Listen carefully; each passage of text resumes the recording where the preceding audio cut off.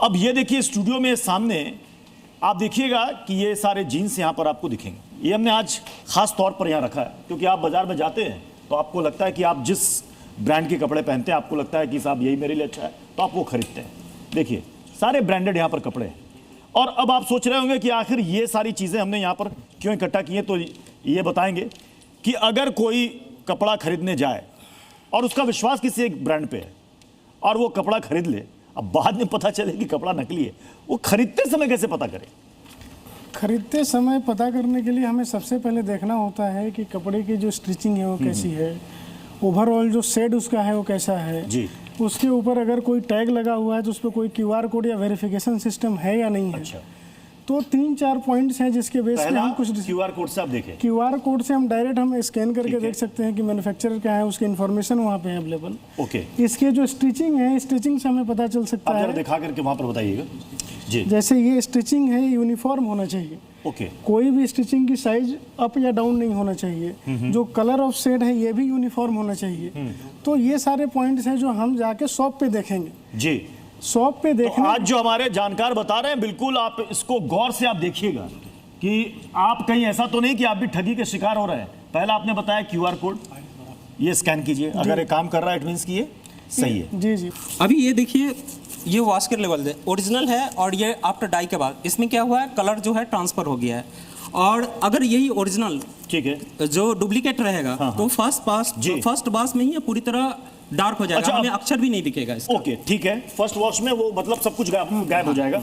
आप ये जो कपड़ा है जी, ये कैसे पता करेंगे? तो कॉटन है या मिक्स है? ये कपड़ा हमें वहाँ पे नहीं पता चलेगा। अगर कोई एक्सपर्ट होगा तो इसको टच करके कुछ आइडिया। तो आप लैब में कैसे करते हैं टेस्ट? कैसे? लेबोरेटरी में हमारे पास माइक्रोस्कोप है, उसके अंदर सॉफ्टवेयर लगा हुआ है। ये जो आप लाए हैं ये क्या है? ये हमारा सर KCL सोल्यूशन है। अच्छा। जिसकी बेस पे कुछ पैरामीटर आप मार्केट में अगर कपड़ा खरीदते हैं तो आइडेंटिफाई कर सकते हैं। यहाँ पर आप हमें लाइव दिखाएंगे? लाइव दिखा सकते हैं जी।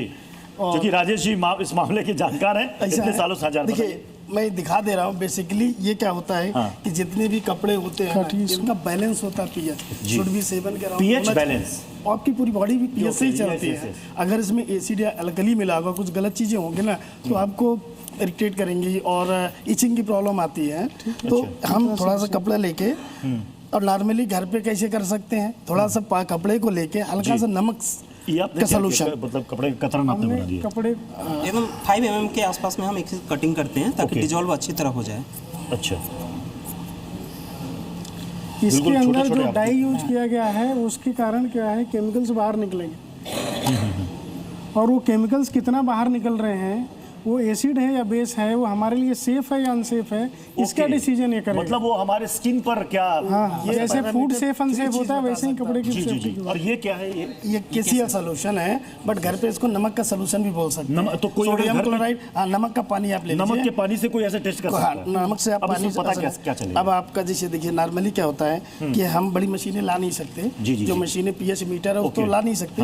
अब इसको हमने थोड़ा सा कपड़ा ले लिया, 3-4-5 ग्राम लेते हैं, 100 ml KCL डाल के 1 घंटा इसको छोड़ देते हैं, स्ट्राइक करते हैं। देन हम pH मीटर से इसका pH चेक करते हैं, शुड बी न्यूट्रल।